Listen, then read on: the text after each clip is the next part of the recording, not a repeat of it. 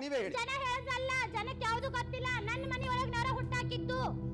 ಸ್ನೇಹಿತರೆ ನಮಸ್ಕಾರ. ನಾನು ನಿಮ್ಮ ರಾಕೇಶ್ ಶಾರುಂಡಿ. ಯೋಗೀಶ್ ಗೌಡ ಅವರ ಪತ್ನಿ ಮಲ್ಲಮ್ಮ. ಟೈಟಲ್ ಮಲ್ಲಮ್ಮನ ಪವಾಡ ಅಂತ ಕೊಟ್ಟಿದ್ದೀನಿ. ಯಾಕೆ ಅನ್ನೋದನ್ನು ನಾನು ಕಾರಣ ಸಮೇತ ನಿಮಗೆ ಹೇಳ್ಬಿಡ್ತೀನಿ. ನೋಡಿ, ವಿನಯ್ ಕುಲಕರ್ಣಿ ಮಾಡಿದಂಥ ತಪ್ಪಿಗೆ ಇವತ್ತು ಅವರಿಗೆ ಜೀವಾವಧಿ ಶಿಕ್ಷೆಯನ್ನು ಕೊಡಲಾಗಿದೆ. ಅಂದರೆ ಸಹಜವಾಗಿ ನಾವೆಲ್ಲರೂ ಕೂಡ ಒಂದು ಜೀವಾವಧಿ ಶಿಕ್ಷೆ ಅಂದರೆ 14 ವರ್ಷ ಅಂತ ಅಂದ್ಕೊಂಡಿದ್ವಿ. ಅಂದರೆ ಸನ್ನಡತಿ ಆಧಾರದ ಮೇಲೆ ಆಮೇಲೆ ಸರ್ಕಾರವೇ ಅವರನ್ನು ಬಿಡುಗಡೆಗೊಳಿಸಲು ಕೂಡ ಬಹುದು, ಅದಕ್ಕೆ ಅವಕಾಶ ಕೂಡ ಇದೆ ಅಂತ. ಆದರೆ ಸುಪ್ರೀಂ ಕೋರ್ಟ್ ಒಂದು ಹೊಸ ಆದೇಶವನ್ನು ಕೂಡ ಕೊಟ್ಟಿದೆ. ಅದರ ಪ್ರಕಾರ ವಿನಯ್ ಕುಲಕರ್ಣಿ ಅವರು ಜೀವನ ಪರ್ಯಂತ ಜೈಲಿನಲ್ಲೇ ಕೊಳೆಯಬೇಕಾಗಿದೆ. ಅಂದರೆ ಜೀವಿತಾವಧಿ ಶಿಕ್ಷೆ ಅಂತ. ಅಂದರೆ ಜೈಲಿನಲ್ಲೇ ಅವರು ಕೊಳೆಯಬೇಕಾಗುತ್ತಾ? ಇಲ್ಲ. ಅಂದರೆ ಸುಪ್ರೀಂ ಕೋರ್ಟ್ ಕೊಟ್ಟಿರೋ ಒಂದು ಅವಕಾಶ ಏನಂದರೆ 20 ವರ್ಷಗಳ ನಂತರ ಶಿಕ್ಷೆಯನ್ನು ಅನುಭವಿಸಿದ ನಂತರ ರಾಜ್ಯಪಾಲರಿಗೆ ಅಥವಾ ರಾಷ್ಟ್ರಪತಿಗಳಿಗೂ ಕೂಡ ಅವರು ವಿನಂತಿಯನ್ನು ಸಲ್ಲಿಸಬಹುದು. ಇನ್ನು ಹೈಕೋರ್ಟ್ಗೆ ಹೋಗಿ ಅಪೀಲ್ ಹೋದರೆ ಶಿಕ್ಷೆಯಲ್ಲಿ ಏನಾದರೂ ಮಾರ್ಪಾಡು ಮಾಡಿಕೊಂಡು ಶಿಕ್ಷೆಯನ್ನು ಕೂಡ ಕಡಿಮೆ ಮಾಡಿಕೊಳ್ಳಬಹುದು. 2 ವರ್ಷಕ್ಕಿಂತ ಹೆಚ್ಚಿನ ಶಿಕ್ಷೆ ಆಗಿರೋದ್ರಿಂದ ತತ್ಕ್ಷಣದಿಂದಲೇ ಅವರಿಗೆ ಶಾಸಕ ಸ್ಥಾನವನ್ನು ಕೂಡ ಅವರು ಕಳೆದುಕೊಂಡ್ಬಿಟ್ಟಿದ್ದಾರೆ. ಇನ್ನು ಅವರಿಗಿರೋ ಆಪ್ಷನ್ ಸಸ್ಪೆನ್ಷನ್ ಆಫ್ ಸೆಂಟೆನ್ಸ್ ಅಪ್ಲಿಕೇಶನನ್ನು ಹಾಕ್ಕೊಳ್ಬೇಕಾಗತ್ತೆ, ಅಥವಾ ಸಸ್ಪೆನ್ಷನ್ ಆಫ್ ಕನ್ವಿಕ್ಷನ್ ಅಪ್ಲಿಕೇಶನ್ ಕೂಡ ಹಾಕ್ಕೊಂಡು ತಡೆಯಾಜ್ಞೆಯನ್ನು ತೆಗೆದುಕೊಳ್ಳಲೇಬೇಕಾಗತ್ತೆ. ಇನ್ನು ಸ್ಟೇ ಕೂಡ ವಿನಯ್ ಕುಲಕರ್ಣಿ ಅವರಿಗೆ ಸಿಗೋದಿಲ್ಲ, ಸ್ಟೇ ತರಲಿಕ್ಕೆ ಆಗೋದಿಲ್ಲ. ಯಾಕೆಂದರೆ ಸುಪ್ರೀಂ ಕೋರ್ಟ್ನಲ್ಲೂ ಕೂಡ ಸುದೀರ್ಘವಾಗಿ ವಾದ ಮಂಡನೆ ಮಾಡಬೇಕಾಗತ್ತೆ. CBIನ ಪರ ವಕೀಲರು, ವಿನಯ್ ಕುಲಕರ್ಣಿ ಅವರ ಪರ ವಕೀಲರು ಎರಡೂ ಕಡೆಯಿಂದ ವಾದ ಮಂಡನೆ ಆದರೆ ಅದು ಕೇಳೋ ಚಾನ್ಸಸ್ ಕೂಡ ಕಡಿಮೆ ಸಮಯದಲ್ಲಿ ಅದು ಯಾವುದು ಕೂಡ ಆಗೋದಿಲ್ಲ. ಅದಕ್ಕೆ 2 ರಿಂದ 3 ತಿಂಗಳ ಕಾಲ ಬೇಕು. ಇದಿಷ್ಟು ವಿನಯ್ ಕುಲಕರ್ಣಿ ಅವರಿಗೆ ಮುಂದಿರ್ತಕ್ಕಂಥ ಕಂಟಕಗಳು. ಇನ್ನು ನೇರವಾಗಿ ಮಲ್ಲಮ್ಮನ ಪವಾಡ ಅನ್ನೋ ಟೈಟಲ್ ಬಗ್ಗೆ ನಾನು ಹೇಳ್ತಾ ಇದ್ದೀನಿ. ಯೋಗೀಶ್ ಗೌಡ ಅವರ ಪತ್ನಿ ಮಲ್ಲಮ್ಮ ಇಡೀ ದೇಶವೇ ಕಿಲ್ಲರ್ ವಿನಯ್ ಕುಲಕರ್ಣಿ ಕೊಟ್ಟಂಥ ತೀರ್ಪು ಐತಿಹಾಸಿಕ ತೀರ್ಪು ಅಂತ ಖುಷಿಯನ್ನು ವ್ಯಕ್ತಪಡಿಸ್ತಾ ಇದ್ದರೆ, ಯೋಗೀಶ್ ಗೌಡ ಅವರ ಪತ್ನಿ ಮಲ್ಲಮ್ಮನ ವಿರುದ್ಧ ಸೋಷಿಯಲ್ ಮೀಡಿಯಾದಲ್ಲಿ ಅಪಸ್ವರ ಕೇಳಿಬರ್ತಾ ಇದೆ. ನಿಜಕ್ಕೂ ಆ ಸಾರ್ಥಕ ಭಾವ ಯೋಗೀಶ್ ಗೌಡ ಅವರ ಪತ್ನಿಯ ಮುಖದಲ್ಲಿ ಕಾಣಿಸ್ತಾನೆ ಇಲ್ಲ ಅಂತೇಳಿ ಟೀಕೆ ಮಾಡಲಾಗ್ತಾ ಇದೆ. ಯಾಕೆಂದರೆ ಇದೊಂದು ದೊಡ್ಡ ಜರ್ನಿ. ಈ ಕೇಸ್ನಲ್ಲಿ ಏನೆಲ್ಲ ಆಯಿತು, ರಾಜಕೀಯ ತಿರುವನ್ನು ಪಡೆದುಕೊಳ್ತು, ಇದೇ ಮಲ್ಲಮ್ಮ ಮಾಡಿದಂಥ ಪವಾಡ ಏನು ಅನ್ನೋದನ್ನು ಕೂಡ ಹೇಳಲೇಬೇಕು. ಸ್ನೇಹಿತರೆ, ಇದು ಕೇವಲ ಈ ತೀರ್ಪಿಗೆ ಸಂಬಂಧಪಟ್ಟಿದ್ದಲ್ಲ. CBI ತನಿಖೆಯಿಂದ ಹಿಡಿದು ಇಲ್ಲಿಯವರೆಗೂ ಕೂಡ ಯೋಗೀಶ್ ಗೌಡ ಅವರ ಪತ್ನಿ ಮಲ್ಲಮ್ಮ ಅವ್ರ ಸಹಕಾರವೇ ಸಿಗೋದಿಲ್ಲ ಯಾರಿಗೂ ಕೂಡ. ಸ್ವಂತ ಗಂಡನಿಗೆ ನ್ಯಾಯ ಕೊಡಿಸ್ಲಿಕ್ಕೆ ನಿಂತಹ ಅನೇಕರ ನಡುವೆ ಇವರು ಒಂಟಿಯಾಗಿ ನಿಂತ್ಕೊಂಡು ಬಿಡ್ತಾರೆ.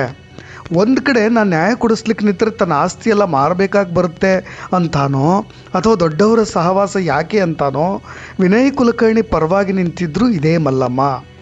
ಹಾಗಾಗಿ ಪರಿಹಾರದ ಮೊತ್ತದಲ್ಲಿ ಕೋರ್ಟ್ ಕೂಡ ಹೇಳುತ್ತೆ, ಹೆಂಡತಿ ಮಲ್ಲಮ್ಮ ಅವರು ನೊಂದವರ ಲಿಸ್ಟ್ನಲ್ಲಿ ಇಲ್ಲ ಅನ್ನೋ ರೀತಿಯಾಗಿ ಅಭಿಪ್ರಾಯ ಪಡುತ್ತೆ. ಯಾಕೆಂದರೆ ಅವರು ಸಾಕ್ಷಿ ನುಡಿಲಿಕ್ಕೆ ಬರಲಿಲ್ಲ. ಅವರು ಒಂದು ರೀತಿಯ ಗಂಡನ ವಿರೋಧವಾಗೇ ನಿಂತ್ಕೊಂಡು ಬಿಟ್ಟಿದ್ರು. ಸ್ವಂತ ಗಂಡನ ಪ್ರಾಣವನ್ನೇ ಕಿತ್ಕೊಂಡಂಥ ಇದೇ ಪಾಪಿಗಳ ಗ್ಯಾಂಗ್ ಸೇರಿಕೊಂಡಿದ್ದಂಥ ಯೋಗೀಶ್ ಗೌಡ ಅವರ ಪತ್ನಿ BJPಯನ್ನು ತೊರೆದು ಆಗಿನ ಕಾಲಕ್ಕೆ ಕಾಂಗ್ರೆಸ್ ಕೂಡ ಸೇರಿಕೊಳ್ತಾರೆ. ಇದು ಅಚ್ಚರಿಯ ವಿಷಯ. ಇದು ಬಹಳಷ್ಟು ಜನಕ್ಕೆ ಗೊತ್ತಿರಲಿಕ್ಕಿಲ್ಲ ಅನ್ನೋ ವಿಷಯವಾಗಿ ನಾನು ಹೇಳ್ತಾ ಇರೋದು. 6 ವರ್ಷಗಳ ಹಿಂದೆ ಭಾರಿ ದೊಡ್ಡ ಚರ್ಚೆಗೂ ಕೂಡ ಕಾರಣ ಆಗಿತ್ತಿದು. ಹತ್ಯೆಗೈದವರನ್ನು ಜೈಲಿಗಟ್ಟಲಿಕ್ಕೆ ಒಂದು ಕಡೆ ಸಾಮಾಜಿಕ ಹೋರಾಟಗಾರ ಬಸವರಾಜ ಕೊರವರ, ಅತ್ತೆ ತುಂಗಮ್ಮ, ಯೋಗೀಶ್ ಬ್ರದರ್ ಗುರುನಾಥ್ ಗೌಡರು ಹಗಲು ರಾತ್ರಿ ಹೋರಾಟ ಮಾಡ್ತಾ ಇದ್ದರೆ, ಮಲ್ಲಮ್ಮ ಪವಾಡ ಎನ್ನುವಂತೆ ಕಾಂಗ್ರೆಸ್ಸನ್ನು ಸೇರಿಕೊಂಡು ರಾಜಕೀಯ ಸೇರೋ ಆಸೆಯನ್ನು ತೋರ್ಬಿಡ್ತಾರೆ.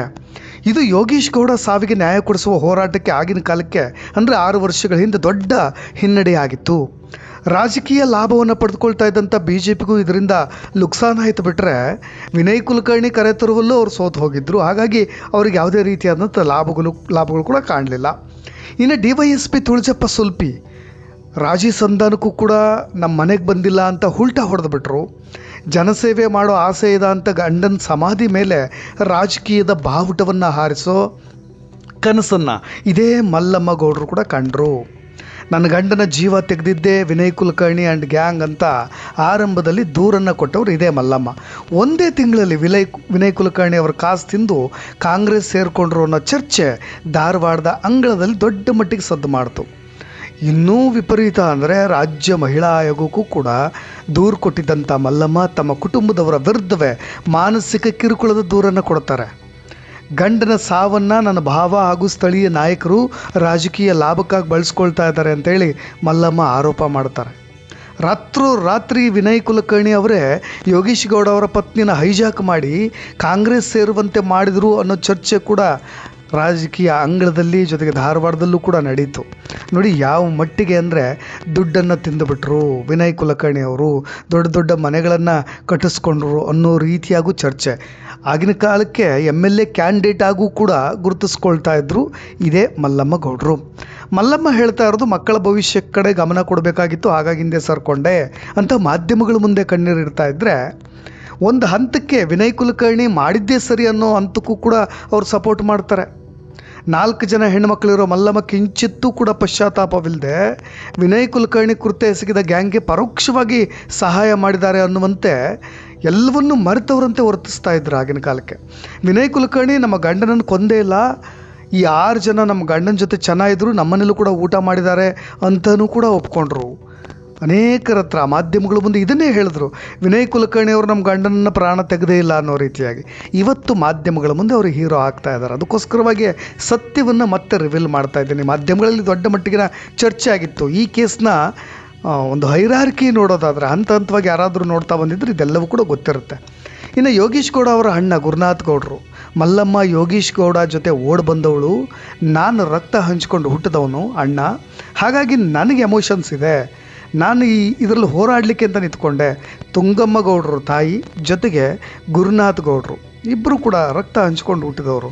ಇವಳು ಓಡ್ ಬಂದಾಕೆ ಲವ್ ಮ್ಯಾರೇಜ್ ಆದವರು, ಹಾಗಾಗಿ ಸಂಬಂಧಗಳ ಬೆಲೆ ಗೊತ್ತಿಲ್ಲ, ಅದಕ್ಕೋಸ್ಕರವಾಗಿ ಆಕೆ ಹೋರಾಟದಿಂದ ದೂರ ಉಳಿದ್ಲು, ರಾಜಕೀಯದ ಲಾಭ ನೋಡಿದ್ಲು ಅನ್ನೋ ರೀತಿಯಾಗಿ ಅನೇಕ ಚರ್ಚೆಗಳು ಕೂಡ ಆಯಿತು.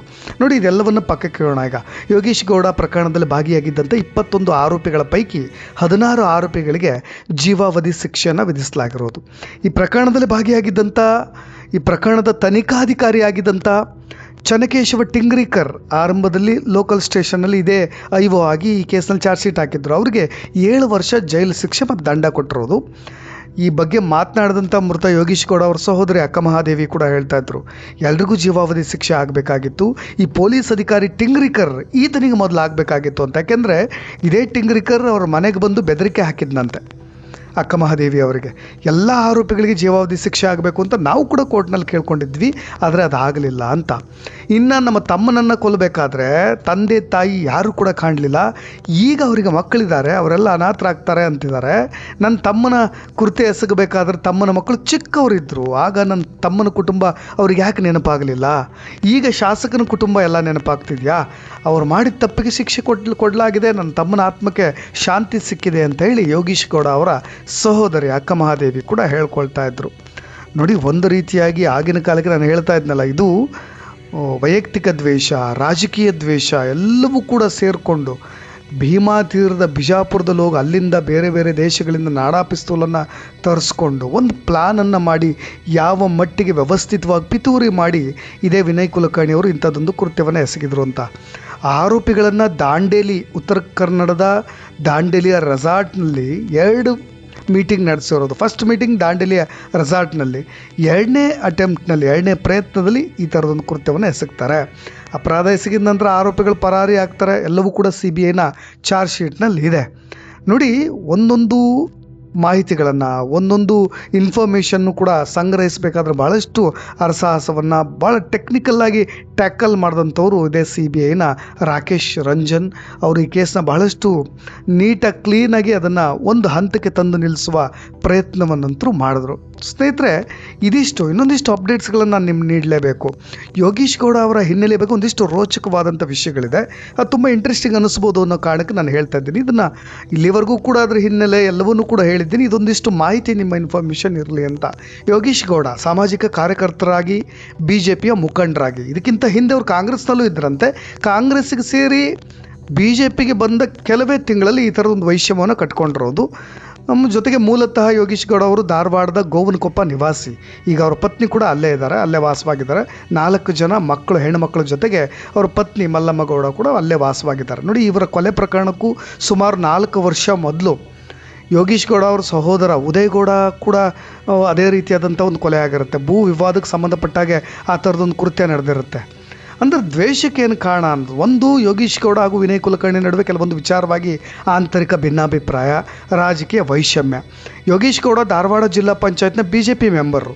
ಇದೇ ಸಂದರ್ಭದಲ್ಲಿ ಕುಡಿಯೋ ನೀರಿನ ವಿಚಾರಕ್ಕೆ ಯೋಗೀಶ್ ಗೌಡ ಮತ್ತು ವಿನಯ್ ಕುಲಕರ್ಣಿ ನಡುವೆ ಜಿಲ್ಲಾ ಪಂಚಾಯತ್ ಸಭಾಂಗಣದಲ್ಲೇ ದೊಡ್ಡ ಬಿಸಿ ಬಿಸಿ ಮಾತಿನ ವಿನಿಮಯ ಆಗಿರುತ್ತೆ. ಆ ದೃಶ್ಯಗಳನ್ನು ಕೂಡ ನೀವು ಗಮನಿಸ್ತಾ ಇರ್ಬೋದು. ಅದಾದಮೇಲೆ ಈ ಘಟನೆ ಬಳಿಕ ಮತ್ತೊಂದು ಕೇಸ್ನಲ್ಲಿ ಯೋಗೀಶ್ ಗೌಡ ವಿರುದ್ಧವೂ ಕೂಡ ಕೇಸ್ ದಾಖಲಾಗಿತ್ತು. ಆಗ ಬಂಧನ ಕೂಡ ಆಗಿತ್ತು ಯೋಗೀಶ್ ಗೌಡ ಅವ್ರದ್ದು. ಆದರೆ ಜೈಲಿನಲ್ಲಿ ಇದ್ದುಕೊಂಡೇ ಯೋಗೀಶ್ ಗೌಡ ಅವರು ಜಿಲ್ಲಾ ಪಂಚಾಯತ್ ಎಲೆಕ್ಷನ್ನಲ್ಲಿ ಸ್ಪರ್ಧೆ ಮಾಡ್ತಾರೆ, ಗೆಲುವನ್ನು ಸಾಧಿಸ್ತಾರೆ. ಜೈಲಿಂದ ಬಿಡುಗಡೆ ಆದ ಬಳಿಕ ಯೋಗೀಶ್ ಗೌಡ ಮತ್ತೆ ಆ್ಯಕ್ಟಿವ್ ಆದರು. ವಿವಿಧ ರೀತಿಯಲ್ಲಿ ಸಾಮಾಜಿಕ ಚಟುವಟಿಕೆಗಳಲ್ಲಿ ತೊಡಗಿಸ್ಕೊಂಡ್ರು. ಧಾರವಾಡ ಗ್ರಾಮೀಣ ಕ್ಷೇತ್ರದಿಂದ ವಿಧಾನಸಭಾ ಚುನಾವಣೆ ಅಖಾಡಕ್ಕಿಳಿಯೋದಕ್ಕೆ ಪ್ರಯತ್ನವನ್ನು ಪಡ್ತಾ ಇದ್ರು. ಇದು ನೇರವಾದಂಥ ಕಾರಣ, ಒಂದು ವೈಷಮ್ಯ ತಿರುಗಲಿಕ್ಕೆ. ಜಿಲ್ಲಾ ಪಂಚಾಯತ್ನಲ್ಲಿ ಇಬ್ಬರು ಕೂಡ ಮಾತಿನ ಚಕಮಕಿ. ಇದೇ ವಿನಯ್ ಕುಲಕರ್ಣಿಗೂ ಜೊತೆಗೆ ಇವರಿಗೂ ಕೂಡ ಯಾರಿಗೆ ಯೋಗೀಶ್ ಗೌಡ ಅವರಿಗೆ ಒಂದು ಮಾತಿನ ಚಕಮಕಿ ದ್ವೇಷಕ್ಕೆ ತಿರುಗಿತ್ತು. ಬಳಿಕ ಕಿಮ್ಸ್ ಡೈರೆಕ್ಟರ್ ಜೊತೆಗೆ ವಿನಯ್ ಕುಲಕರ್ಣಿ ಅವ್ರ ಗಲಾಟೆ ಕೂಡ ನಡೆದಿತ್ತು. ಈ ಗಲಾಟೆಯ ವಿಡಿಯೋ ಸೋಷಿಯಲ್ ಮೀಡಿಯಾದಲ್ಲಿ ವೈರಲ್ ಆಗ್ತಾ ಇದೆ. BJP ಅದನ್ನು ರಾಜಕೀಯವಾಗಿ ಬಳಕೆ ಮಾಡಿತ್ತು. ಇದರ ಹಿಂದೆ ಯೋಗೀಶ್ ಗೌಡ ಅವರ ಪಾತ್ರ ಇದೆ ಅನ್ನೋ ಗುಮಾನಿ ಕೂಡ ಇತ್ತು. ನೋಡಿ, ನಿಮಗೆಲ್ರಿಗೂ ಕೂಡ ಗೊತ್ತಿರೋ ಕೃತ್ಯ ಹೇಗೆ ನಡೀತು ಅಂತ. ಯಾಕೆಂದರೆ ಯೋಗೀಶ್ ಗೌಡ ಅವ್ರ ಪ್ರತಿನಿತ್ಯ ಜಿಮ್ ನಡೆಸ್ತಾ ಇರ್ತಾರೆ. ಈ ವಿಚಾರ ಈ ಆರೋಪಿಗಳಿಗೆ ಅಂದರೆ ಅಪರಾಧಿಗಳಿಗೆ ಗೊತ್ತಾಗುತ್ತೆ ಜಿಮ್ನಲ್ಲಿ ಇರ್ತಾರೆ ಅಂತ. ಪ್ರತಿನಿತ್ಯ ಫಾಲೋ ಮಾಡೋದು, ಅವ್ರ ಚಲನವಲನಗಳ ಕಂಪ್ಲೀಟ್ ಮಾಹಿತಿ ತಿಳ್ಕೊಳ್ಳೋದು, ವ್ಯವಸ್ಥಿತವಾಗಿ ಒಂದು ಪಿತೂರಿ ಮಾಡೋದು. 2016 ಜೂನ್ನಲ್ಲಿ ಜಿಮ್ ಕೆಳಗಡೆ ನ್ಯೂಸ್ ಪೇಪರ್ ಕೂತ್ಕೊಂಡು ಓದ್ತಾ ಇರ್ತಾರೆ. ಏಕಾಏಕಿಯಾಗಿ 6 ಮಂದಿಯ ತಂಡ ಕಣ್ಣಿಗೆ ಕಾರದ ಪುಡಿಯನ್ನು ಹೆರಚಿ ಮಾರಕಾಸ್ತ್ರಗಳಿಂದ ಹತ್ಯೆ ನಡೆಸುತ್ತೆ. ಇದು CBI ತನಿಖೆ ಹೋಗಿ ಕೊನೆಗೆ ಇಲ್ಲಿಗೆ ಬಂದು ನಿಂತಿದೆ. ಖಂಡಿತ ನ್ಯಾಯವನ್ನು ಎಕ್ಸ್ಪೆಕ್ಟ್ ಮಾಡೋರಿಗೆ, ನಿರೀಕ್ಷೆ ಮಾಡೋರಿಗೆ ಈ ಥರದ್ದೊಂದು ತೀರ್ಪು ಬರಬೇಕಾಗಿತ್ತು, ಬಂದಿದೆ. ಮುಂದಿನ ರಾಜಕೀಯ ನಡೆ ಏನು ಅನ್ನೋದನ್ನ ನಾನು ಹೇಳಿಬಿಟ್ಟಿದ್ದೀನಿ ಆರಂಭದಲ್ಲಿ, ಏನೇನೆಲ್ಲ ಅವಕಾಶಗಳು ಇದೆ ಅಂತ. ಇನ್ನು 20 ವರ್ಷಗಳ ಕಾಲ ಜೈಲಲ್ಲಿ ಕಳಿಬೇಕಾಗತ್ತೆ. ಶಾಸಕ ಸ್ಥಾನಕ್ಕೆ ಅನರ್ಹತೆ ಆಗಿರೋದ್ರಿಂದ ಅದನ್ನು ಕೂಡ ಅವ್ರು ಏನಾದರೂ ವಾಪಸ್ ತೆಗೆದುಕೊಳ್ಳದೆ ಇದ್ದರೆ ಅಥವಾ ಅಪೀಲ್ ಹೋಗಿ ಏನಾದರೂ ಮಾಡ್ಕೊಳ್ಳದೆ ಇದ್ದರೆ ಮತ್ತೆ ಬೈ ಎಲೆಕ್ಷನ್ ಕೂಡ ಧಾರವಾಡದಲ್ಲಿ ನಾವು ನಿರೀಕ್ಷೆ ಮಾಡ್ಬೋದು ಅಂತ ಹೇಳ್ತಾ ಇನ್ನಷ್ಟು ಅಪ್ಡೇಟ್ಸ್ಗಳೊಂದಿಗೆ ಮತ್ತೆ ಬರ್ತೀನಿ. ನಾನು ರಾಕೇಶ್ ಆರುಂಡಿ. ಧನ್ಯವಾದ.